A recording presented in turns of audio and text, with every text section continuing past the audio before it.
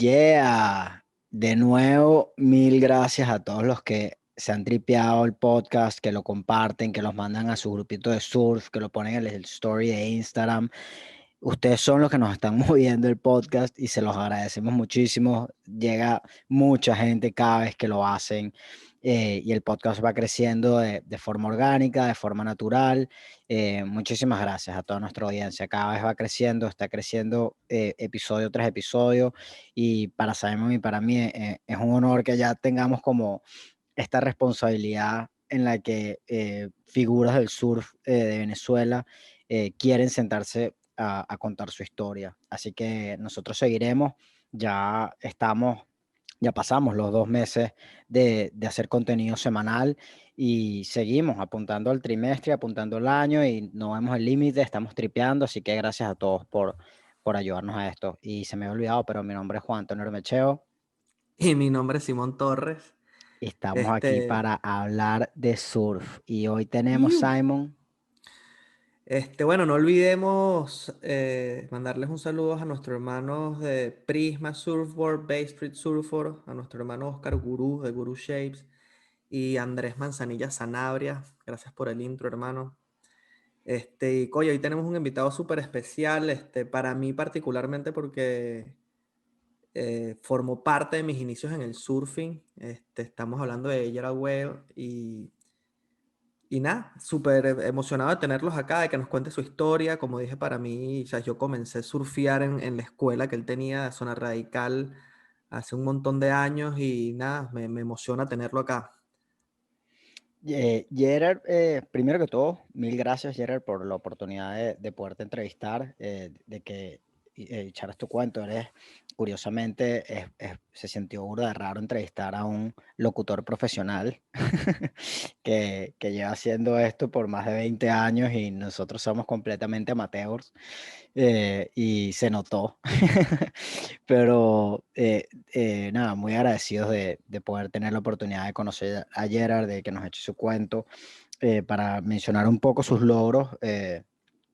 Yo creo que las personas que surfean en Venezuela ya están más que familiarizadas con Gerard. Yo lo dije en la entrevista, cuando bajaba tarde a La Guaira, y tarde digo entre las 7 y las 9 de la mañana, no me pelaba poner su programa de radio porque siempre habían entrevistas interesantes y temas de alguna forma de la actualidad del surf nacional que iba tocando. Así que quiero dejarlo aquí. Gracias, Gerard, por todo el trabajo que hiciste durante todos estos años y que sigues haciendo con tu programa de radio. Y Gerard tiene 17 títulos en Venezuela en el surf nacional, en 4 modalidades diferentes. Él nos estará hablando de eso ahorita. Ganó es campeón del Caribbean Longboard, el Caribbean Longboard Championship en el 2006. Y en el 2006 también ganó el Rabbit que cae en Championship de Longboard, que es una competencia de longboard importantísima, en la cual de hecho le ganó a leyendas como Joel Tour, que fue brutal. Y también habló de eso ahorita en el podcast. Fue director de la Federación Venezolana de Surf entre el 2009 y el 2010. Y actualmente tiene muchísimos proyectos, entre los cuales es un life coach, y de hecho yo recuerdo que cuando trabajaba en Empresas Polar, Gerard sacaba a los directores y a los gerentes de Polar en actividades diversas. Así que es una persona que ha triunfado tanto en su carrera como surfista, como como emprendedor y como profesional. Aquí los dejamos con nuestra entrevista con Gerard Way. Hablemos de surf. Hablemos de surf. Yeah, bienvenido Gerard, gracias por estar aquí. Salud. Gracias, Simon y Juan Iu. Mecheo. Bienvenido, hermano, un gustazo tenerte por acá. Que hacen par de venezolanos en el norte haciendo entrevistas por podcast. Explíqueme cómo es. Yo le voy a hacer la entrevista a ustedes. Cuénteme qué hacen por allá, ¿vale?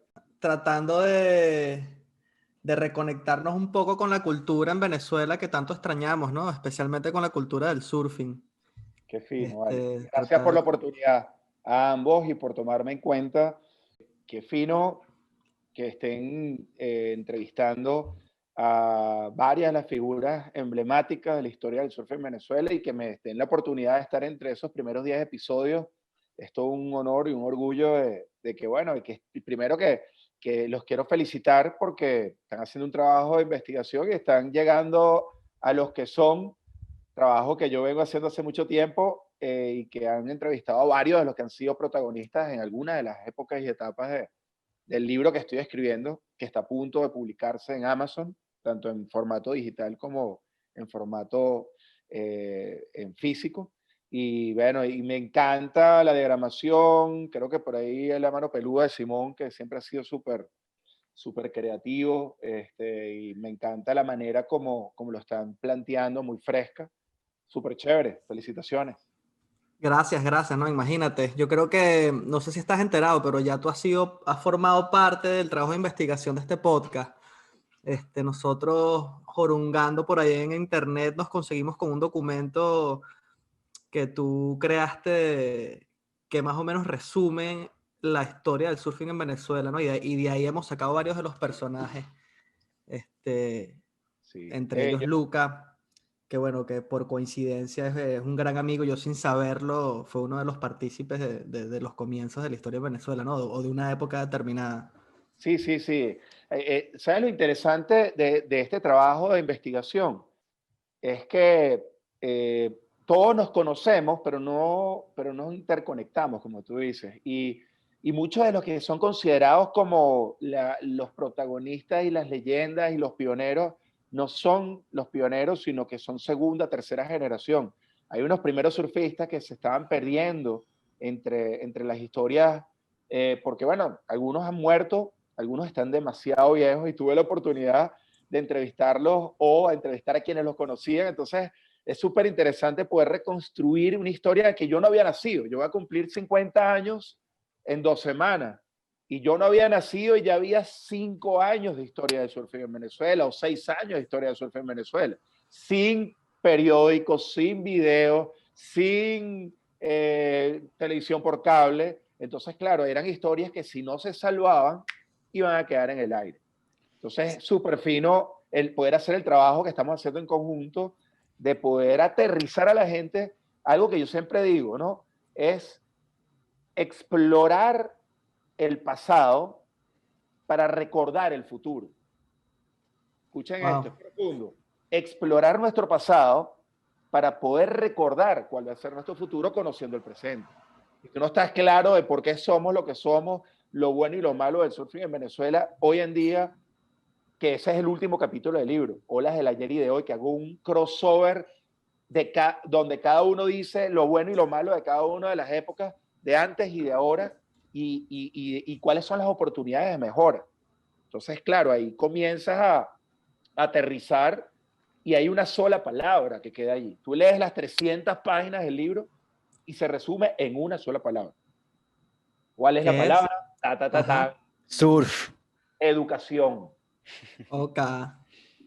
Todo se resume en que y tenemos una materia pendiente que es educación. Lo que ustedes están haciendo es aplaudible porque ustedes tienen menos de 30 años, están por ahí. Y chamo, que estén pensando en hacer esto es maravilloso porque de alguna manera aterriza y educa. Y para poder tener cultura tiene que haber educación. Y para tener educación tiene que haber contextos. Entonces, contextos gráficos, fotográficos, porque conocen al pana que vive en California y le muestra la foto, o Enriquito se les cruza en California, mira tal, y me pasa la foto, o Alberto Machado, te dice los pavitos California, no, para mí son los chamos California, el subcapítulo se llama Los Chamos California, y hablar un poco de esa época, oye, te hace entender por qué Venezuela es potencia del surf y aún no lo sabemos. Sin duda alguna, ¿no? Y confesamos que Juan y yo hemos estado aprendiendo a medida que esto ha ido surgiendo, ¿no? Yo creo que en el último capítulo que grabamos con Francisco y con Martín nos sorprendimos, ¿no? De la cantidad de historias y anécdotas que nos contaron que ni nos imaginábamos.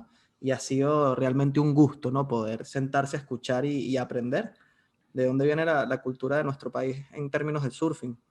Y son preguntas que nos hacíamos, ¿no? Y O sea, lo que estamos haciendo básicamente es tratando de responder las preguntas que Simon y yo nos podíamos hacer cuando teníamos una conversación, un surf trip, cuando estábamos manejando por Margarita o por California o por Costa Rica, pensando o bajando por Galipán. Esta es una que para mí fue así, me explotó la cabeza.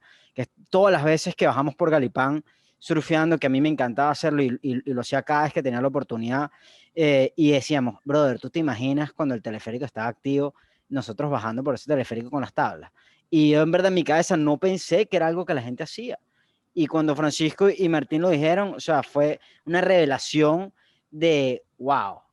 Bueno, Muchas, tienen que escuchar la narración de los que estaban antes que ellos, bajando por el claro, teleférico. O sea, claro, Kaiku Aspurua, Fernando Jauregui, o sea, todos ellos, cómo bajaban, qué hacían, cómo era esa vida característico. Hablan de Paragüita, la mejor playa que ha existido en la historia del surfing nacional en el continente, porque la mejor ola de Venezuela es Los Roques.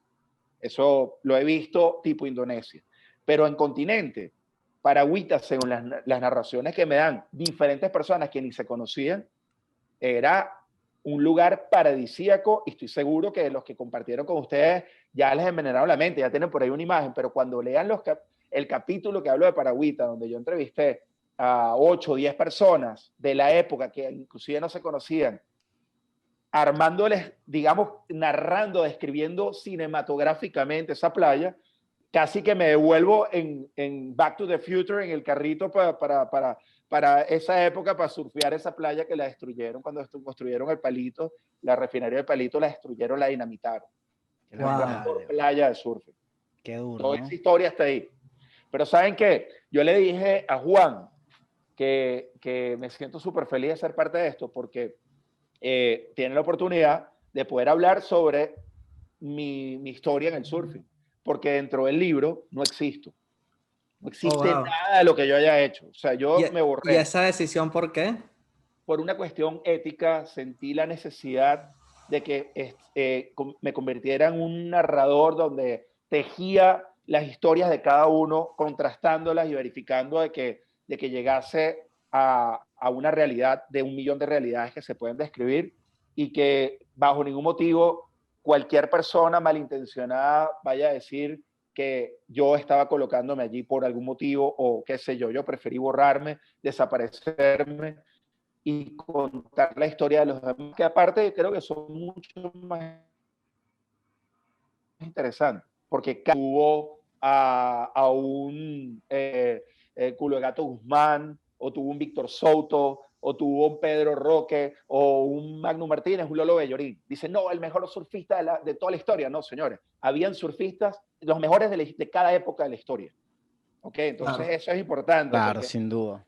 hay disputas, ¿sabes qué hay disputas de los surfistas de primera generación, o por lo menos me he enterado, que dicen, no, que yo fui el primero, yo fui el primero, yo fui el primero. Yo he tenido que hacer un trabajo investigativo con muchísimo rigor porque es mi tesis de grado de la Universidad Central de Venezuela. Yo estudié, cuando me retiré del surfing a los 36 años, colgué las tablas y agarré los libros, me puse a estudiar para presentar un examen de 13.000 estudiantes por 50 cupos y entré, porque claro, tenía la metodología, tenía la disciplina de ser atleta de alto rendimiento, lo llevé a los estudios y estudié mi carrera desde los 37 hasta los 42. Mi tesis de grado yo la sabía desde el primer día que me senté en un pupitre con chamo de 17 años al lado. Era hacer la tesis sobre la historia del surfing en Venezuela, que es Olas del Ayer. Y ha sido difícil porque tenía que describir y narrar cosas que de repente no tenían ningún contexto. Y bueno, obviamente soy un humano y arrancando en el prólogo del libro digo, y lo dejo bien claro en el prefacio, digo, hay millones de posibilidades de contar la historia. Lo que yo hice fue un esfuerzo de 20 años para poder contar una historia, pero de repente la historia de Juan Mecheo o de Simón Torres, si la escribiera es diferente, y lo más seguro, porque está la subjetividad de cada quien. E invito a que otras personas se unan a esa gran orquesta de historias para de entre todos narrarla. Pero bueno, hay que echarle pichón. Yo estoy medio tostado de estar 20 años en esto. ¿Sabes qué quiero? Ahorita que estabas nombrando de que tú te sacaste el libro, quiero que empieces por tu historia entonces, Juan. Claro, vamos a aprovechar que te tenemos aquí en Guatera para, bueno, para que tu historia, que ha sido bastante importante dentro del surfing nacional, quede plasmada también en algún lugar, ¿no? Que seguro No, que lo hará en muchos lugares, pero aunque sea en esta plataforma en particular. no va a quedar en muchos lugares. Creo que ustedes tienen la primicia y no creo que muchas otras personas se interesen en contar mi historia. Se lo digo claro. Porque ustedes están haciendo algo bien interesante, porque están narrando eh, historias de una hora de mucha gente y de alguna manera están estructurándolo. Entonces, bueno, primero que nada, hablar de mi historia, muy fácil. En el año de 1970, 21 de octubre, nací en Caracas, en el entorno de una familia hippie. Mi papá era uno de los líderes hippies de los 70, es músico, mi mamá profesora de danza contemporánea y estudiaba artes plásticas en la Cristóbal Rojas. Dentro de ese contexto, los primeros 3 años de mi vida lo viví en La Unión, en el Atillo. ¿Y por qué nombro esto? Porque a esa edad, a los 3, 4 años, mi papá me llevó un día a un taller de tablas de surfing.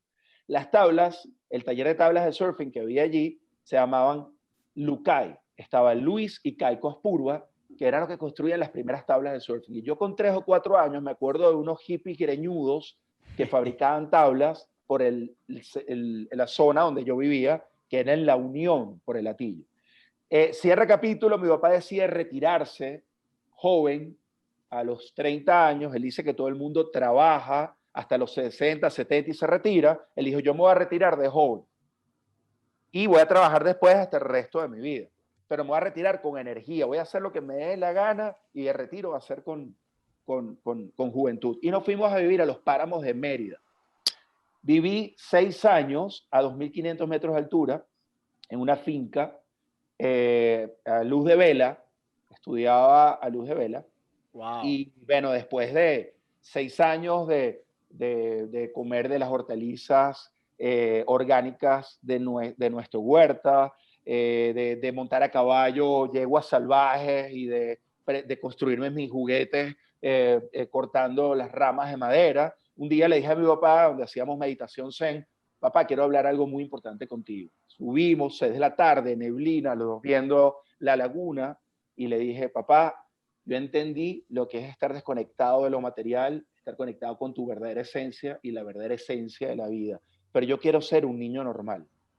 Y le dije a mi papá que quería volver a la ciudad, quería ver televisión, quería ir a un centro comercial y quería ir a la playa.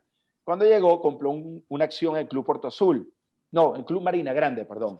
Y fuimos al Club Marina Grande y en ese momento descubrí el surfing. Aparte, en el edificio donde yo vivía, en el piso 8, en el piso 9, vivían surfistas de la época del Club Puerto Azul, que yo veía que todas las fines de semana se paraban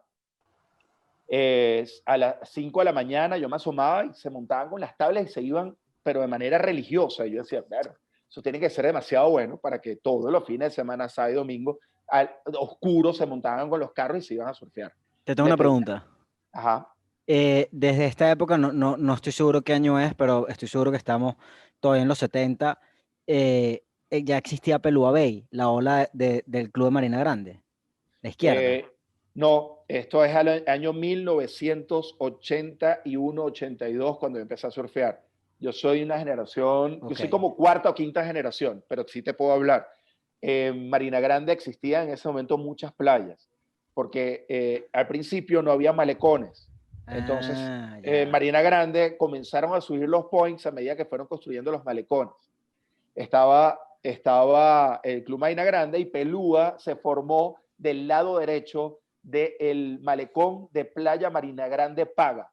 Yo he surfeado allí y he corrido esa ola, pero es una playa que surge después, igual que Playa Verde o Playa Caleta, se forma después de la construcción de los malecones. En ese momento estaba Puerto Viejo, estaba Marina Grande, estaba el sector de la Carayaca, que había surfing ya en aquella época, y esto lo sé porque cuando entrevisté a Chano Cabrera, me contó que en finales de los 60 empezaron a surfear con tablitas de madera y con las tablitas de bodyboard de anime que vendían la cervecería Polar.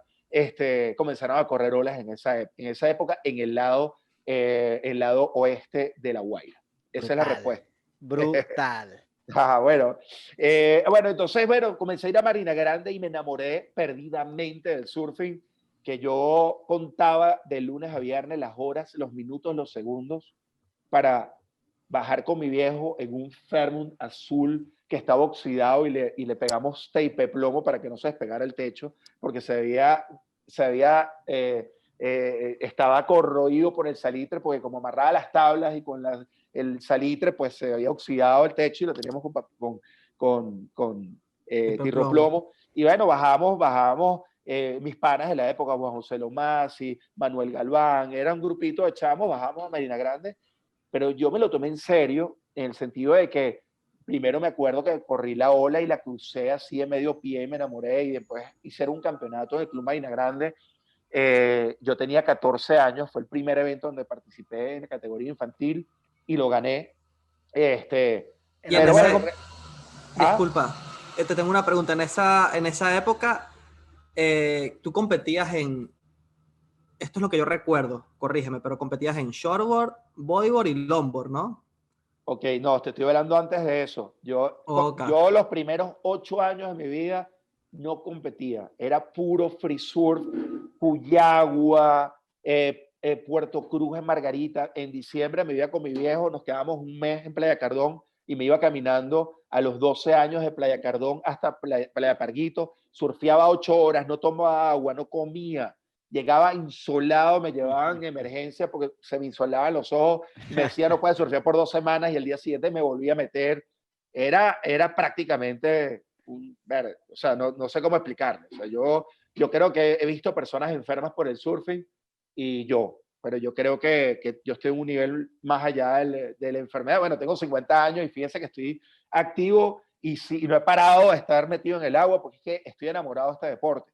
Pero algo que sucede también muy particular es que yo estoy claro, yo no soy el surfista que nació con el talento natural que a los 6 meses está despegando en aéreo y tiene un estilazo.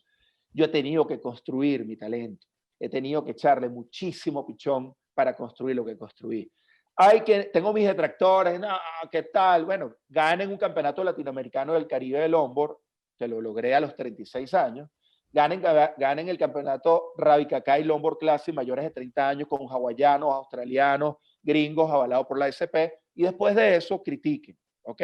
Pero bueno, no soy el más talentoso. Tuve que trabajar muchísimo, pero muchísimo. Hago esto y hago esta colación porque, bueno, tuve que trabajar a nivel competitivo durante muchísimos años. Esa época que estás hablando, Simón, de competir en varias modalidades, surgió a partir del año 88, 89, cuando la federación, no existía la federación, la Asociación Venezolana de Surfing, que estaba en ese momento dirigida por Humberto Moret, después de un evento que fue épico, la Copa Nestí Caribbean Cup que se hizo en el año 88, donde vinieron algunos de los protagonistas de la película North Shore, que fue organizada por Evenpro. Ahí comenzó una movida de hacer como de 8 o 9 validas nacionales y yo competía a tabla corta en la categoría juvenil, sub-18. Competía con Pedrito Rangel, Sergio Martins, Abraham Longa, Enrique López, estaba Fromont Burger. Y bueno, compitiendo con ellos, no estaba entre los primeros 4, estaba quinto o sexto y el equipo se hacía con 4. Y bueno, vi la modalidad de bodyboard y dije, bueno, voy a meter y en el primer campeonato quedé de segundo. Y dije, oye, pero... Y aparte me gustaba, pues tenía mi tabla de bodyboard que me había traído. Yo iba mucho a Miami, a Florida, y era local de Cocoa Beach en la época contemporánea cuando Kelly comenzó a hacer carrera y todas mis tablas eran white flight y me iba con mi abuela, que esto tengo que nombrarlo en esta historia. Mi abuela fue un punto de quiebre dentro de la movida del surfing, porque me enseñó a nadar cuando tenía 4 años, cuando mi papá y mi mamá se fueron de hippies a rodar por Sudamérica, montaron un autobús, ¿okay? De aquí a Machu Picchu, y me dejó con mi abuela, y mi abuela me llevó para Curazao, y había una piscina, y me enseñó a nadar. Y mi primera tabla, una Late Wave 710, que tengo guardada en mi maletero, que la saco los 21 de mayo para celebrar mi cumpleaños de surfing en solitario, corriendo ola, un single fin. Esa fue mi primera tabla que me regaló mi abuela. Qué buena y mi tradición. abuela, en el año 84-85, me llevaba para Disney, ella tenía una casa en Kissimmee, al lado de Orlando, y me llevaba a Cocoa Beach y alquilaba un motorhome y nos íbamos a Sebastian Inlet y nos quedábamos en la zona de camping de Sebastian Inlet durante 2 o 3 semanas. Mi abuela me preparaba comida, yo lo que hacía era agarrar mi tabla, cruzar el puente, surfear en Sebastian Inlet, ver a Matt Ketchell, ver a Kelly Slater entrenando, y yo surfeaba ahí con ellos en el pier. Y eso, bueno, me elevó mi nivel, y cuando regresé aquí comencé a competir. Y me llevé un bodyboard, me llevé un Moray Boogie Match 77, de esos que eran amarillo con la parte de abajo naranja, que es el mismo que mostré de la foto de mi viejo, que tiene ahí, que bueno, también se entusiasmó con correr el bodyboard después que me vio a mí surfeando. Entonces comencé a competir en bodyboard y competir en tabla, y el longboard fue mucho después, a mediados de los 90. Por mucho tiempo competí en bodyboard y en tabla. Lo que pasa es que me está yendo muy bien en bodyboard y podía hacer selección nacional, y en el año 2000 quedé campeón nacional en bodyboard, 1990 quedé campeón nacional en bodyboard, en el 91 quedé campeón nacional en bodyboard, y fui al mundial, el primer mundial de la ISA fue en Nijima y Miyazaki, en Japón, y fui en tabla corta. Y adivinen quiénes estaban en mi categoría: Kelly, Rock Machado.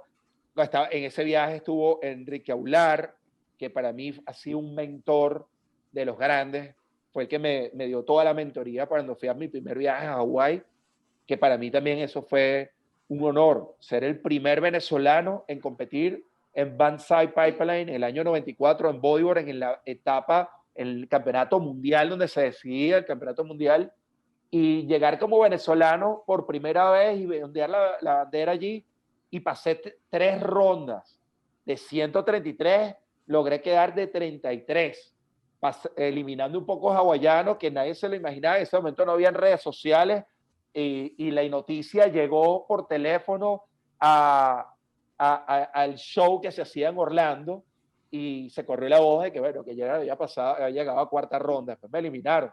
Pero bueno, para mí eso fue importante, porque no fui a pasear, sino que le eché un cerro. Era mi momento atlético más importante y le metí todo el corazón del mundo. Después vinieron otros bodyboarders que superaron con creces, algunos alumnos míos. Uno de ellos es Alberto Colucci, que logró llegar a una final. Pero bueno, ese es el legado. O sea, este es Caranota. No. Alberto Colucci mejoró.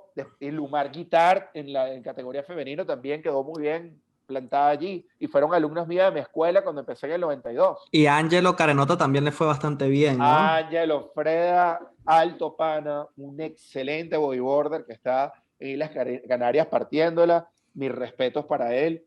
Lo bonito que en la historia del surfing cuento la historia de todas las modalidades. O sea, existe tabla corta, el longboard, pero definitivamente el bodyboard no queda por fuera. Y hablo de la etapa del Club Venezolano de Bodyboard, hablo de la gran mayoría de los bodyboarders, que es la modalidad que más resultados positivos le ha dado a Venezuela. De todas. Usted dice, bueno, sí, Magnum, Justin, sí, claro, sí, esos son 2 caballos. Pero a nivel de modalidad en general, ningún equipo de Venezuela ha llegado a ser subcampeón mundial, ni ganar un Aloha Cup de un campeonato mundial de la ISA. Bueno, Magnum en Master, ¿no? No, pero estoy hablando por equipos. Ok, sí. Escucha esto. Sí. Por equipos, ¿ok?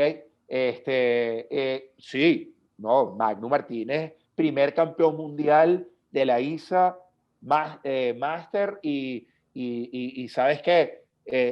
Hay un capítulo en Olas del Ayer completo de 14 páginas explicando por qué Magnum es el primer campeón mundial de Venezuela, entrevistando a Fernando Aguirre, presidente de la ISA y el primer patrocinante con RIF, a su mamá, a su hermano, a todo el mundo haciendo y entendiendo cómo es eso. ¿Por qué? Porque él tampoco fue el más talentoso de su época.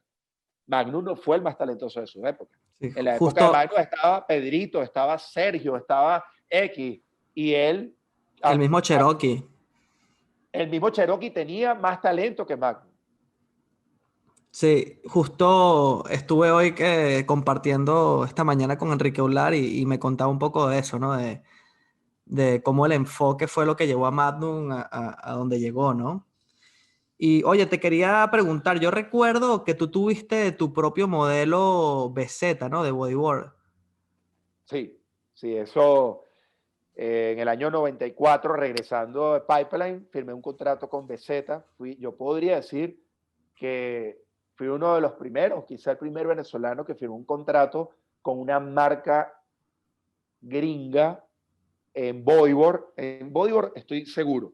Y tuve mi Signature Series que se vendía en toda Latinoamérica. Sacaron 3 modelos diferentes y el primero salió en el año 95 y el último del año 2000, cuando me retiro oficialmente del bodyboard a nivel competitivo y entra mi etapa competitiva del longboard, que es donde he logrado mis mayores resultados como atleta de alto rendimiento, siendo capitán de la selección nacional, y desde el año 2000 hasta el año 2007 fui selección nacional indiscutible de Venezuela, representando en campeonatos mundiales, llegando a ser noveno en 2 mundiales, compitiendo en las válidas de la ASP. Competí en la Petrobras, en el circuito profesional brasilero, y bueno, me tomé muy en serio la modalidad de bodyboard, del longboard, que es la modalidad que mejor se adapta a mi fenotipo. Yo soy un tipo de 1,85 y era forzado, midiendo 1,85, ser campeón nacional de bodyboard en Venezuela. Lo logré 3 años, 90, 91 y 94, pero era forzado. Cuando comencé a competir con chamos que medían mucho menos, eran 20 kilos menos, en olas de 2 pies, ¿cómo va a tirar backflip? O sea, era realmente, y aparte que no era el más talentoso. Entonces, él, a menos que esté en Hawái, que ahí en olas grandes, en Puerto Escondido, sí me lancé olas pesadas de 25 pies y me tuve neto y lanzaba aire y rolo porque me permitía hacer esas maniobras. Pero bueno, no siempre se competía con ese tipo de ese tipo de maniobras. En longboard, yo soy más parecido a un Bonga Perkins. O sea, los atletas de longboard tienen que tener fuerza en las piernas, tienen que tener peso, porque si no, no mueves el longboard, no botas estela. Y no, de repente en una ola grande no te rinde. O sea, el tener fortaleza y tener cuerpo y tener un fenotipo como el mío es favorable para el longboard en cualquier parte del planeta. Y ahí descubrí que, bueno, era mi oportunidad de lograr lo que logré. Hasta que en el año 2006 dije, hay un tope. Le envié una foto donde salgo en la bandera de Venezuela sonriendo. Ese es mi último campeonato mundial, saliendo de mi último hit en Huntington Beach, con una sonrisa, porque dije, llegó el momento de cerrar este capítulo de mi vida, porque no puede ser que el surfing sea convertirse en una máquina, en un robot para ganar trofeos y medallas. Yo quiero volver a sentir la esencia que me enamoró de este deporte a los 12 años, de correr la olita y no tener que mostrarle nada a nadie. Y en ese momento tomé la decisión, después de haber ganado el campeonato del circuito latinoamericano y del Caribe, Alas, en el 2006, haber ganado el Rabicacay, de colgar las tablas, competí un panamericano más, pero bueno, ya mis intenciones estaban en estudiar, en prepararme, en ser lo que soy hoy en día, en darle más énfasis a mi escuela, a crecer como persona, tener la Fundación ProSur Venezuela, que en el 2006 se creó y ya tenemos 16 años echándole pichón, apoyando a las nuevas generaciones, dotando tablas, dando charlas, lo que ha sido escribir el libro Olas del Ayer, que para mí es realmente importante. Voy a cerrar un capítulo importante de mi vida para abrir nuevos capítulos en este 5º piso que estoy por comenzar dentro de 2 semanas. Vaya, el surfing está en constante evolución, tienes que estar como la ola, no te puedes quedar en una sola porque te quemas. Estoy siempre en evolución o procuro estar en evolución. Es así, y o sea, sí, no hay más nada que decir. Creo que todos estamos en evolución y eso es algo que el surf nos va enseñando, ¿no? Que tienes que estar constantemente cambiando de tabla, cambiando de incluso de point de surfear para aprender cosas nuevas, cambiar con la gente con la que surfeas, tu grupo de surf para aprender de cada uno de ellos, surfear con gente que surfea mejor que tú, surfear con gente que tiene un nivel más bajo que tú, y todo esto te va convirtiendo en un surfista y una persona más integral. Una pregunta que te tengo, perdón, es, ¿cuáles fueron a lo largo de tu vida y especialmente a los inicios? Vamos a hablar desde los inicios, las influencias más relevantes en el surf para ti, tanto nacional como internacional. Bueno, inicialmente mi contexto era el Club Marina Grande y veía a los que eran mayores que yo. En ellos, entre esos estaba Juan Carlos de Haro, que es un surfista que está ahorita en Islas Canarias con su familia. Eh, pero obviamente comencé a ir con mi papá a los campeonatos de los Cocos y veía a los surfistas, no sabía cuáles eran los nombres, pero sencillamente veía lo virtuosos que eran. Pero yo no estaba tan metido en la parte de la competencia, sino hasta en el año 2006, que yo iba mucho a Win Center, que es la tienda que queda en la Cuarta Avenida de Los Palos Grandes, que bueno, era como el epicentro del surfing, y ahí me conseguía a Enrique Ular y a un grupo que estaba yéndose para el Campeonato Mundial de Inglaterra en el año 2006. Y ahí comencé a ver, y entonces yo estaba en Cuyagua y veía a todos los que eran selección nacional partiéndola, y yo los veía y decía, wow, qué increíble, hasta que en el año 2008 comencé a participar dentro del circuito de la Federación, de la Asociación de Surfing de Venezuela, Asociación Venezolana de Surfing, y bueno, obviamente el primero que me impactó fue Enrique Ular. O sea, la línea de ese pana de izquierda, el estilo, era el Tom Curren de los 80 de Venezuela. Aparte que, Qué se buena imagino que manera de se ponerlo. si hablan con Enrique, y me imagino que lo entrevistaron a fondo, yo no leí, no escuché su podcast, pero Enrique sí me contó completica su historia cuando se fue a Australia y buscó su sueño de ser el primer surfista profesional. Y para mí, el primer prospecto de surfista profesional tabla corta de Venezuela es Enrique Ular, porque decidió irse a las grandes ligas, a Australia, a echarle pichón, a competir, a entrenar con los mejores, a conseguir el patrocinio de NEF, de Billabong, y tenía todo para lograrlo. Ahora, no sé si les contó que cuando fue al Mundial, donde tenía que partirla, un italiano lo sacó y no podía ser, y entró en la otra y también lo sacó por los nervios y por los deseos de ser el mejor y demostrarles afuera lo que él era, en vez de concentrarse en su surfing. Y eso, para mí, Enrique, me ha dado tantas enseñanzas, porque todos tenemos ego, todos. El que señala, no, y eres un egocéntrico, tal, un tal, ese está señalando y tiene 3 dedos señalando hacia sí mismo. Todos tenemos egos, y los surfistas más, porque es un reto con la ola, con la naturaleza, lanzarte la ola, y el ego es importante dentro del surfing, pero bien canalizado. Pero el ego mal canalizado te lleva a que no puedas evolucionar como free surfer y como atleta de competencia. Y eso me lo enseñó Enrique. Enrique para mí fue un verdadero mentor, porque sobre todo en el momento que yo tomé la decisión de correr olas grandes, yo me acuerdo que lo llamé, le dije, necesito conversar contigo, y nos tomamos un café, nos tomamos una cerveza, y le dije, mira, quiero ir a Hawái, y me enseñó un par de cositas. La primera, que es clave, que me iba a dar el wipeout de mi vida en una de esas olas grandes, y que cuando sucediera eso, tenía que agarrar mi tabla y meterme de inmediato de nuevo y enfrentarme al mar, porque si no, le iba a agarrar miedo. Y en efecto, primer viaje a Hawái, año 94, me metí de una a Pipeline, de una, no me metí en ningún otro lugar sino en Pipeline, y estaba doble overhead, y ya en el desespero de una hora y media peleando con 80 carajos, todos pros para arrancar, decidí arrancar una de esas olas, y cuando llegué abajo, pues perdí el control, la ola me succionó de la zona de poder de la base hasta la cresta, y me lanzó a los corales. Y yo en el aire me acuerdo que estaba así viendo los corales y dije, bueno, me maté, ¿y cómo se entera mi familia? me di el revolcón de mi vida, reboté de los corales, me corté, etcétera, e hice lo que me dijo Enrique.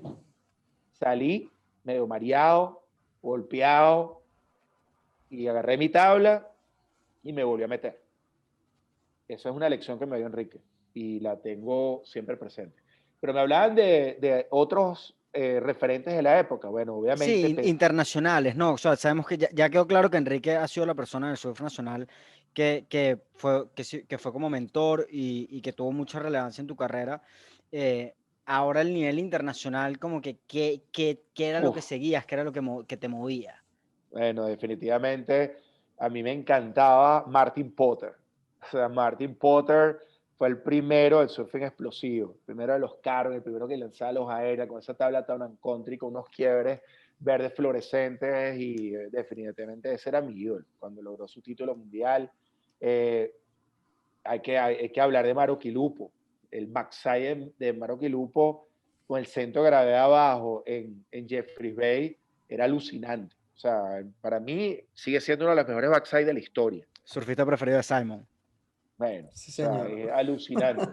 Y después de eso, obviamente Kelly, que lo vi por primera vez en el Mundial de Japón, en Nijima, me acuerdo que la ola estaba de 3 pies, yo estaba en un hit y vi cómo le metió un palo sacando las quillas hacia arriba, que yo dije, este carajo va a ser campeón mundial y va a ir más allá, o sea, este no es este planeta. O sea, Todavía no había ganado el primer título, o sea, todavía no había entrado no, él no era profesional todavía entonces, porque él ganó el primer año no, que compitió, ¿no? no, pero no ganó en la ISA, ahí le fue mal. Estaba Taylor Knox, estaba Rob Machado, Kelly, y no me acuerdo cuál era el otro surfista. Pete, Pero O'Connell.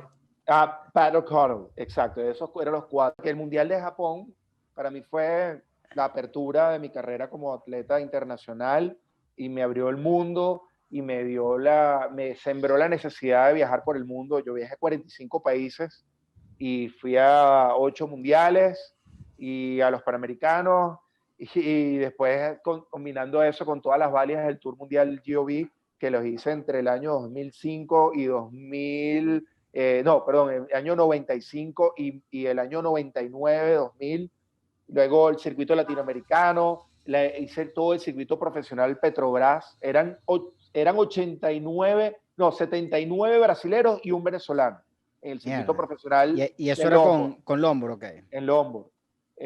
Y bueno, así como, o sea, lo digo con muchísima humildad, pero honrado. Yo competí en Puerto Escondido, México, en el Lombard Classic de Puerto Escondido con Jay Moriarty, bueno, el protagonista de la película Chasing Maverick. Chasing Mavericks. 3 meses antes de que muriera, compitió en mi mismo hit, competí con Wow. Joel Tudor y le gané a Joel Tudor en una ronda En un hit. en Puerto Escondido, lo puedo decir, o sea, no quiero decir que Wow. soy mejor bajo ningún motivo, pero bueno, en las competencias no necesariamente el mejor es el que gana, sino el que hace las cosas correctamente.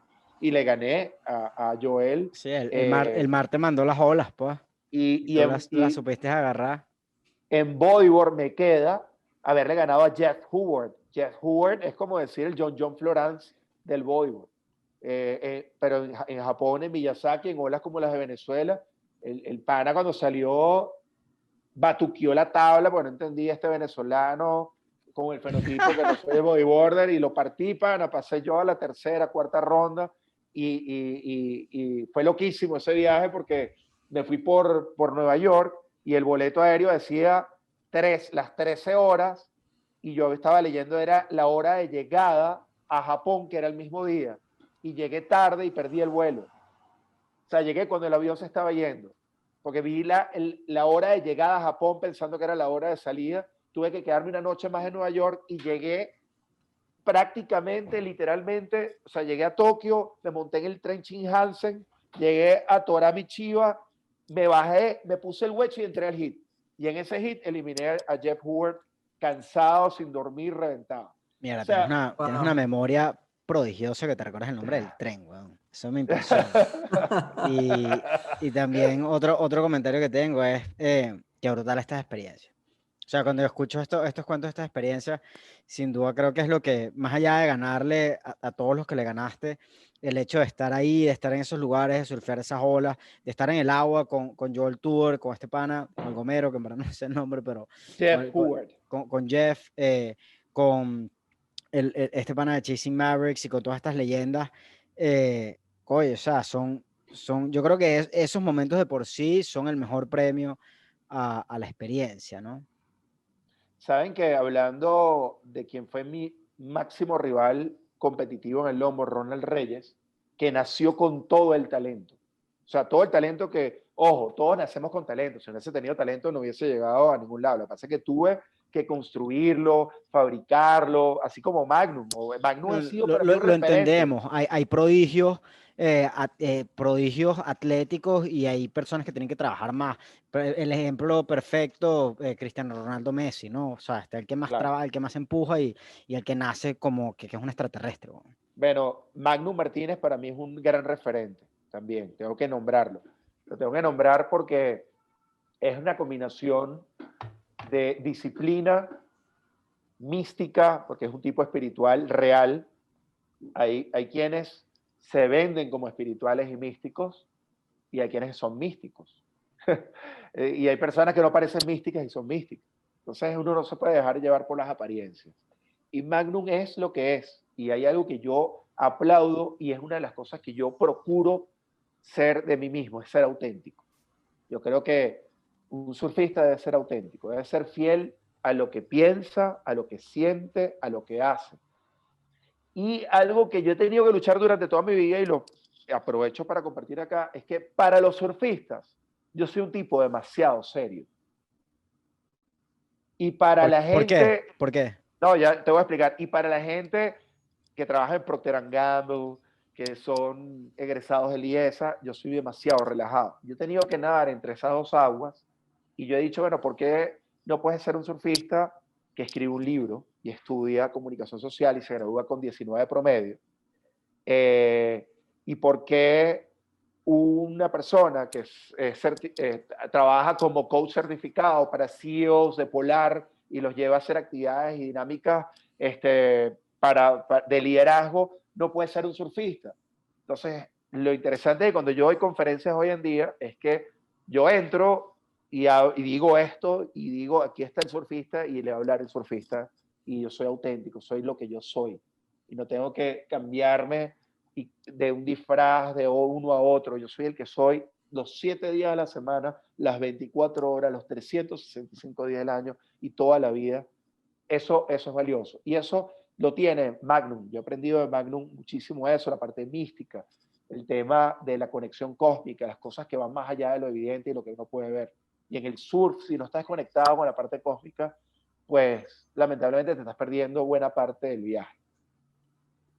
Sin duda alguna, Magnum está repleto de eso. Y, oye, Gerald, te quería preguntar, escuché un chisme, bueno, muchos sabemos que evidentemente tu padre Jerry Well, a pesar de no ser venezolano, nosotros lo nombramos, nos lo sí, lo nombramos como de los mejores músicos que tiene Venezuela, porque a pesar de no ser venezolano, ha representado gran parte de la formación y la educación de los mejores músicos que tenemos en Venezuela hoy en día, ¿no? Entonces, por eso no los hacemos propios. Y escuché un chisme hoy que me causó mucha curiosidad y lo quería compartir contigo, de que Jerry Whale fue manager de la selección de surfing en Venezuela. Fue team manager durante 8 años. Qué leyenda, Y güey. no solamente fue team manager, sino que corrió bodyboard en Bashiba, Tubiado, y en el año 98 me lo llevé a Pipeline y corrió 2 olas en pipe. Dropeó, se wipeó, se salió, pero se lanzó. Y me Wow. acuerdo que estaba Kelly dentro del agua y estaba alguno de los bodyboarders y me dice, "This is your dad?" Y yo le dije, sí. Y dijeron, wow. O sea, mi papá ¡Está loco! Qué se salió. Que privilegio. se lanzó en esa ola. ¿Sabes qué pasa? Que mi padre, como no tuvo padre, aunque tuvo padre, no tuvo padre, se ha esforzado para ser el mejor padre del mundo. Y si yo decidí ser surfista profesional, él me acompañó, pero no solamente para estar rezando afuera cuando corría olas 25 pies en pipeline, que lo hice, me metí en tubos bastante grandes. Era el tamaño de la planicie, le puedo decir. El bodyboard se veía más grande todavía. Y mi papá estaba afuera no rezando para que yo avanzara a la ronda, sino que saliera vivo. Te estoy hablando de un momento donde había gente que estaba saliendo en moto de agua porque no hallaba cómo salir de lo grande que estaba pipe. Y yo me lancé mis 4 olas ahí. No logré salir ninguno de los tubos. Y mi papá en ese viaje se metió para vivir la experiencia conmigo. Y cuando mi hermano decidió ser karateca, se metió a hacer karate con mi papá, con mi hermano. Y mi hermano llegó a cinturón marrón, se salió, y mi papá siguió el cinturón negro y después ahora es tercer dan. O sea, él acompaña a sus hijos de verdad. Y eso es una gran lección. Mi papá, Bueno, mi papá es mi héroe de vida. Mi papá es mi héroe de vida, mi inspiración. Por eso soy hoy en día su productor, su manager, y estamos haciendo el lanzamiento de un talentoso, carismático y joven pianista de 81 años a nivel internacional. wow. Se nos hizo esquivo este año la nominación a los Latin Grammy, cosa que me duele porque yo soy muy competitivo. No es el ego el que está hablando, pero soy competitivo cuando voy por algo y estuvimos muy cerca. Pero tenemos 9 nominaciones a los Pepsi Music, va a tener uno de los performances principales. Si esto, no sé cuándo lo van a sacar, pero esto lo deberían omitir, a menos que lo saquen en una semana, porque la gente de Pepsi me prohibió decirlo, pero bueno, se lo digo a ustedes. Ojalá que pueda salir, porque bueno, es una gran noticia, va a estar en uno de los performances principales, con Desorden Público y con las grandes agrupaciones en horario estelar, con un show que les voy a compartir el tema apenas termine, porque se tripeen lo que estamos haciendo juntos y lo que estamos inventando como padre e hijo. Qué brutal, y te lo digo, se nota, a leguas se nota que la admiración y el respeto que le tienes a tu padre, creo que no ha Y sido nada viceversa. más, y creo que no ha sido nada más un gran padre para ustedes dos, para ti y para tu hermano, sino para generaciones y generaciones desde el Luca habló de admiración hacia tu padre. O sea, Luca, estamos hablando el más puro de los que hemos entrevistado, de la historia de surf más antigua que hemos entrevistado hasta ahora en el podcast, pasando todas las generaciones hasta la de nosotros. Ha sido mentor de todos mis amigos músicos, como te escribí por mensaje, incluyendo de La Vida Bohem, de Raguayana, entre otras bandas. Eso Sí, para bueno, los y que... entró muchísimos otros músicos venezolanos talentosísimos, Aquiles Báez, Rodolfo Reyes, Pablo Gil, que Jordano, Giordano, Chester, Oje, exacto. todos. Que muchos de Todos. esos músicos no son tan reconocidos en Venezuela, pero a nivel internacional son mega súper respetados. Y hay unos que están ahí en Los Ángeles, brother, que están en grandes ligas, están en la World Surfing League, como Claro. Romero Ruiz, Silvano Monasterios, Luis Perdomo, está entre los 5 mejores pianistas del mundo, y empezó a estudiar a los 10 años en el Valle con mi viejo. O sea, no, el legado de mi viejo Sí. ha sido extraordinario, y obviamente yo he emulado un poco esto con mi escuela de surf, donde tengo que decirlo, Simón, me siento orgullosísimo de que hayas pasado por allí, Claro, porque sí, de lo quería comentar. que estés allí haciendo esto. Algo tuve que haber sembrado para que hagas lo que haces de la manera como lo haces, y eso me explota de orgullo. Eso vale más que un trofeo de un campeonato internacional. Verte a ti brillando, reuniéndote con gente como Juan, haciendo estos episodios, buscando, investigando. Wow, o sea, vale la pena todo este viaje de 28 años de estar ahí en la movida y de los que vienen, ¿no? Y muchos Sí, otros no, panas de nosotros. O sea, no solamente Simón, muchos de nuestro grupo pasaron por tu por zona escuela. O sea, radical. la cantidad de semillas que has sembrado durante esos 28 años, o sea, tiene un valor grandísimo para el surf nacional y para el surf en general. Juan, tú me preguntaste por qué yo pensaba de que era como muy serio para los surfistas. Sí, bueno, porque el surfista tiene un estereotipo, hay un estereotipo del greñudo, el desalineado, el hang loose, el que se va a la playa, el hiper relajado, el que no está pendiente, pero ha cambiado las cosas. Hoy en día yo Sí, veo una movida de una nueva generación de surfistas que son emprendedores, que tienen su marca, que estudian en la universidad, pero en el momento que yo estaba haciendo eso, no era común.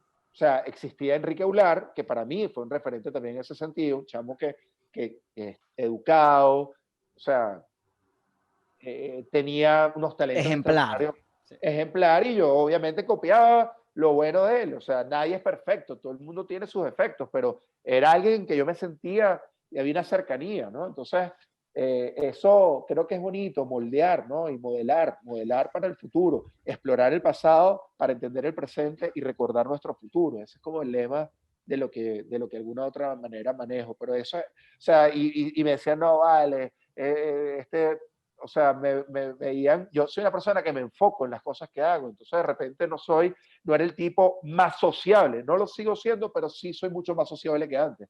Yo era enfocado en ser campeón mundial de bodyboard, entonces mi vida era, y entiendo, para otros de repente era una ladilla, porque no estaba relajado, rumbeando, cayendo en la caña Claro. y cosas, sino estaba enfocado en lo mío, y sobre todo porque tenía que hacer un esfuerzo adicional, un poco lo que le ven a Cristiano Ronaldo, pues. O sea, que dice, no, este era un ingreído, tal, pero no ven el esfuerzo que hay detrás de ese pana. Ya, ya. Obvio, Ya te puedo entender un poco. saltando las diferencias, ojo, yo no quiero decir que soy un Cristiano Ronaldo del sur, Obvio, porque obvio, además obvio. van a escuchar la vaina, que bola es Gerard, que sí, tal, que no, no.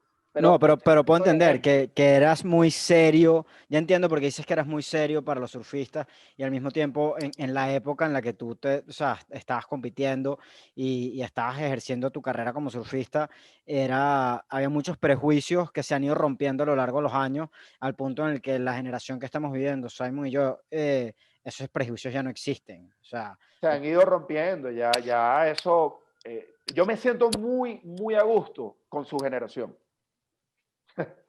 Les puedo decir que los chamos de Jaguaira, que están en una movida súper fina aquí en Venezuela, hay un montón de chamos haciendo cosas extraordinarias y me están de alguna manera inspirando porque ahorita viene un nuevo Gerhard Whale, un nuevo Gerard Whale, que lo van a descubrir. Vengo con un emprendimiento interesante a nivel de industria, vengo con podcast y con llevar mi programa de radio de 28 años, de 7 a 10, dando reporte de ola y entrevistando a talento. Voy a salir un poco de solamente estar en la mega 14 emisoras a nivel nacional y voy a romper eso. Ya estoy yéndome a las redes, que tengo mis 23,000 seguidores orgánicos y que hice una prueba que se llama Flow to Go, porque estamos con el mundo de cabeza. Entonces, Go and Flow, Go de ir de lo que era Zona Radical, el Flow de Proyecto Fluir, que es un acrónimo de F de foco, flexibilidad y de felicidad, L de liderazgo y de libertad, la U de unión o trabajo en equipo, la I de inteligencia emocional e innovación y la R de respeto, responsabilidad y reinvención. Uní mis dos empresas, Proyecto Fluir y Zona Radical, y se convirtió en Go and Flow, ir y fluir. Y si bien el logo es un atardecer, porque yo considero que estoy entrando a la hora mágica del atardecer de mi vida. Soy poético. Entonces, estoy comenzando a recibir la cosecha de muchos años de vida, pero transformándolo en otro momento donde hay un flow, hay un go, pero ya no soy el pana que tenía una cresta y se pintaba el cabello de plateado, porque en un momento comencé a ser bastante radical, sino la radicalidad va en otro sentido, más de un trabajo de introspección. Medito todos los días, estoy haciendo meditación y respiración de media hora, estoy profundizando un poco en la parte espiritual y mística, y eso me ha ayudado enormemente para ser el surfista que soy hoy en día. no, se nota la evolución. Algo que es admirable es cómo has logrado eh, ir poco a poco, eh, o sea, ¿cómo decirlo? Para no decir evolucionando. Ir poco a poco, has ido Reinventándote. sí, reinventándote y pasando a una nueva etapa dentro de tu vida. Y siempre eres una persona muy emprendedora, eso se nota. También eres una persona con mucha disciplina y constancia. De hecho, yo quería hacer un comentario con Zona Radical, que cuando yo bajaba tarde a surfear a la playa, y tarde digo por las 9 de la mañana, 7 de la mañana, que no madrugaba, escuchaba mucho tu programa y me gustaban los invitados que traías. O sea, me parecía increíble que hayas logrado mantener eso por décadas. Y también te iba a preguntar si lo ibas a llevar al formato podcast. Ya acabas de responder y estaremos pendientes de eso. Te tengo una pregunta aquí para cerrar. Ola preferida de Venezuela y del mundo. Ok, a mí me gustan las olas extrañas, pero la ola preferida en Venezuela, El Orinoco. no, la ola preferida de Venezuela es definitivamente los Roques. Los Roques, ¿Cuál ola de los Roques? eh, hay una que no puedo nombrar porque Ok. es Secret Spot, De las que se pueden nombrar. pero Noronquís, cuando Ujú, entra un buen suel de norte, ujú. lo he agarrado por detrás de 4 pies, como de 8 pies de frente, y es lo más parecido a Indonesia que he visto en Venezuela, y donde me he lanzado unos tubos hermosísimos de backside, espectacular esa ola. Épico. Me gusta la tortuga. Tengo una ola que tengo por correr en la tortuga, se llama el juguete de Dios, que es una ola que la surfean nada más los que vienen en veleros y surfistas extranjeros. Y eso es una leyenda que quiero correr. Pero en Venezuela, en el continente, si me hablas de mi ola preferida, eh, oye, yo tengo varias. Tengo la Bocaina, cuando revienta como es. Me parece alucinante el lugar. Es parecido a Indonesia, es espectacular. Esa izquierda con fondo de coral, es bellísima. Los Caracas, porque es el Maracaná del surfing venezolano. El Buena Maracaná, manera de ponerlo. Buena totalmente. analogía, sí. Es un Maracaná, es el Maracaná del surfing venezolano, los Caracas. Ahí ha pasado mucha historia, muchas cosas interesantes. Eh, y me encanta Puy Puy y Majagua. Creo que son playas emblemáticas del surfing, del surfing internacional. Del surfing internacional, tengo que decirles que eh, hay 3 o 4 viajes que han marcado mi vida. El viaje en solitario que hice a Bali, Indonesia, Sumbawa, Lembongan, Lombok, Sky Reef, las mejores izquierdas del planeta, tubiando, increíble. Hawái es la meca del surfing, definitivamente. Yo por algo he ido ya 7 veces a Hawái y cada vez que voy me quedo un mes, mes y medio y me siento una conexión tremenda. Yo debo haber sido un aborigen de Polinesia antes, en mis generaciones anteriores, porque me conecto increíblemente. Mi corazón está sembrado en Hawái. Si me tuviese que mudar a Estados Unidos, no viajaría a ninguno de los lugares donde están ustedes, yo viviría en Hawái. O sea, ese es el lugar que me... O sea, yo no soy muy pro el sistema gringo para vivir, para ir, chévere, pero si viviera en el sistema norteamericano, tal, coño, sería Hawái, porque me encanta el espíritu aloha. Ahora, el lugar alucinante para el surfing, donde hay cultura de surfing, Australia, el Gold Coast. Snapper Rocks, esa derecha creada por el hombre, es una, disculpen, bueno, puede ser que es una vaina alucinante. O sea, Sí, sí puedes decir groserías aquí. gracias a Dios. O sea, yo ahí agarré unas olas que no, o sea, no tienen explicación. Arrancando detrás de la roca, tubeando, abriendo, pared, boom, hasta aquí, abajo. ¿No? Es increíble. O sea, Australia está en mi top 3 y en Latinoamérica siempre nombro esto y es Islas Galápagos. Oh, wow. O Wow, qué sea, buen viaje. Islas Galápagos marcó mi vida porque, oye, surfear con La tortugas fauna, ¿no? gigantes, con fauna, con los marinos que corren la ola, cachorritos corriendo la ola y salen y juegan contigo mientras que estás remando. Y Bocas del Toro, Panamá, ahí fue mi luna de miel. Me lancé una luna de miel surfer, agarrando buenas olitas y disfrutando la vida extrema. He viajado por toda Centroamérica, menos Guatemala. He ido a todas las playas, El Salvador, a Las Flores, Nicaragua, Costa Rica la conozco bastante bien para ser venezolano, desde Pavones hasta el norte y el lado del Atlántico. Puerto Rico, los lugares donde más he ido a surfear en mi vida ha sido Puerto Rico, que también competí en el Tour Profesional de Bodyboard de Puerto Rico durante 2 años y quedé subcampeón en uno de los años, que tiene unas olas, es el Hawái del Atlántico, definitivamente. Y el otro lugar donde he ido más en mi vida ha sido Río de Janeiro. Falo portugués perfectamente. Eu sou o Río de Portuñol. Y viajaba durísimo para allá. Me encanta la cultura musical, la alegría. Se parece mucho al venezolano, pero tiene ese toque, esa Sí, sí se picardía, la parece, buena estoy de ola. acuerdo. Tengo muchos amigos brasileños y algo Uf, que nosotros en Venezuela no sabemos es lo parecido que somos a los brasileños, pero tenemos esta barrera del idioma que lamentablemente nos separa.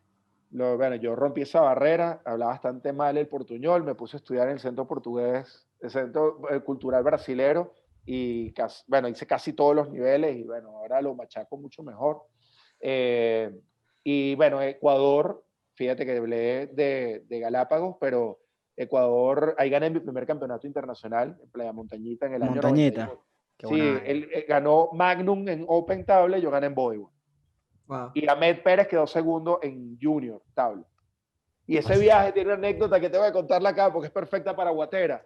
Nos montamos en un avión y nos fuimos para Quito y nos bajamos en Quito, la neblina, y decíamos, ¿dónde queda Montañita? Y eso es como ir a Mérida. No, compraron ¿Dónde el queda Playa pasaje para Parquito? Quito. Compraron el Sí, pasaje para Quito. sí, No, sí. va. Y nos bajamos en Ciudad de Mérida preguntando dónde queda Playa Parquito. Y no sabían dónde quedaba. No, decía que vaina es esa. No, no, en Playa Montañita. Decían, no, tuvimos que montarnos un autobús. Todo el equipo de Venezuela. Bueno, nos fuimos 4 panas a Ok, competir. ok. Magnum, Ahmed, no sé quién era el otro y yo, y nos montamos en un autobús, en una chichera de esas, hasta Guayaquil, 12 horas en las curvas, pasando por la sierra. Llegamos, nos montamos en otro carrito por puesto, llegamos, y eso fue otro campeonato que llegamos, literalmente, me puso el chor, entré al hit y ganó Magnum. Fue mi primera vez que coaché a alguien, a Magnum, en el año 91. Fue mi primera experiencia de coaching, año 91, cuando Magnum ganó en el Open y que él me coachó a mí para ganar en el voleibol. Y después de eso he hecho una carrera donde fui director técnico de la selección nacional, esto es importante nombrarlo, en el año 2009-2010, el Campeonato Mundial de Costa Rica, donde nada más y nada menos participaron algunos nombres como Gabriel Medina, estaba, bueno, todos los atletas que son En el ISA, en el Mundial ISA que ganó Magnum, ¿no? y logré junto al equipo y el equipo junto a mi trabajo como director técnico, logramos posicionarlos de 8 en un campeonato mundial con casi 40 países y estaban, yo podría decir que ha sido uno de los mundiales más difíciles por la cantidad de atletas. Fue donde por primera vez estaba un Jeremy Flores, estaba Gabriel Medina, y con 15 años fue la primera vez que lo vi, ya la explotaba, o sea, era impresionante. Este pana, lo que vi en Kelly en el Mundial de Japón del 90, lo vi en Gabriel Medina en el año 2009, que dijeron, este pana va a ser campeón mundial y va desde otro planeta, y el pana, bueno, es de otro planeta. Y bueno, esa parte de ser director técnico de la selección nacional me dejó grandes satisfacciones. Hoy en día estoy acompañando a Juan Pedro Medina, que es el actual director técnico, es uno de mis mejores amigos. Siento que hay una gran empatía entre los dos y sigo hasta el momento de apoyo, de mentoría para lo que viene, que es las olas del mañana o el futuro, que es esta nueva historia que se va a escribir, estas páginas en blanco, que es la oportunidad histórica de clasificar a un venezolano para los Juegos Olímpicos de Tokio 2021, y donde estaré a pie del cañón y voy a colaborar al 100%, al 200%, al 300% para que eso se dé, porque es el gran sueño de muchos y considero que es el momento de unirnos para poder lograrlo. Yo creo que es el momento y voy a estar ahí, voy a estar, Dios mediante, en El Salvador, en ese momento histórico, para ver cómo se abren las nuevas páginas del próximo libro que se va a escribir sobre la historia del surfing, que pues, seguramente la va a escribir Simón y Juan Emeche o no sé quién, porque yo no me lanzo otros 20 años de investigación. Nosotros sin duda vamos a estar aquí apoyando también y haciendo todo lo que podamos por apoyar y resaltar el talento que tenemos en Venezuela y en Latinoamérica. Y la poder... historia y la cultura, no solamente el talento. Correcto. El surfing es cultura, muchachos. El surfing es un deporte más que un deporte, es un estilo de vida, y más que un estilo de vida, es una disciplina que ha marcado la historia de la humanidad. Y de eso lo podemos hablar en otro podcast, porque si no me voy a extender. Yo solo quiero decirles una cosa: van por buen camino, me encanta su propuesta, me siento honrado de que me den la oportunidad y que me haya sentido como en casa para poder expresarme. Disculpen a aquellos que le haya picado algo de lo que le dije, que se rasquen. Nada que disculparse. Y los que no, que se le hayan tripeado, que se le hayan disfrutado. Bueno, aquí estoy, aquí hay un pana para acompañarlos en este maravilloso viaje que se llama la vida, donde existe el surfing, que es mi aire, es mi bocanada de aire para ser una mejor persona. Y es lo que me inspira, y todo lo que hago, absolutamente todo lo que hago, de alguna u otra manera está conectado con la esencia de lo que yo amo, que es el deporte del surfing. Y eso nadie lo puede objetar. Todo he sido consecuente en eso y me mantengo en esa línea. Me consigo con personas que dicen, Ana, tú no estás como mayorcito para estar con eso, lo del surfing, haciendo lo del surfing. No lo sé, quizás sí, pero me veo con muchas más canas de las que tengo ahorita, corriendo una olita en un inside de medio pie, pero que me pegue la brisa tenue en mi rostro, escuche las gaviotas pasar, y que al salir de eso sienta la arena húmeda en mis pies, camine y me dé un abrazo con panas como ustedes. ¿Qué más se necesita? Creo que eso es vida. Ya yo estoy surfeando ese inside de medio pie, así que te espero aquí. No, gracias a ti, no solo por estar aquí, sino por todo el aporte que le has dado al surfing nacional como competidor, como comunicador, enseñando con tu escuela Zona Radical, de la cual fui parte y estoy muy agradecido. Ahorita haciendo un trabajo de investigación y recaudando toda la historia que tenemos en el surfing nacional y bueno, creo que ha sido un gran aporte para el surfing nacional sin duda alguna y bueno, nosotros agradecidos de tenerte, privilegiados de poder escuchar tu historia y bueno, bienvenido siempre por acá. Hablemos de surf. Hablemos de surf. Gracias por estar aquí, brother. Aloha. Miren, la frase que mueve mi vida, la comparto, siempre la digo. Los que miran libremente hacia afuera sueñan, pero los que tienen la capacidad de ver hacia adentro despiertan. Más Es hora de nada. despertar, brothers. Despierten, vayan para el agua y hablemos de surf.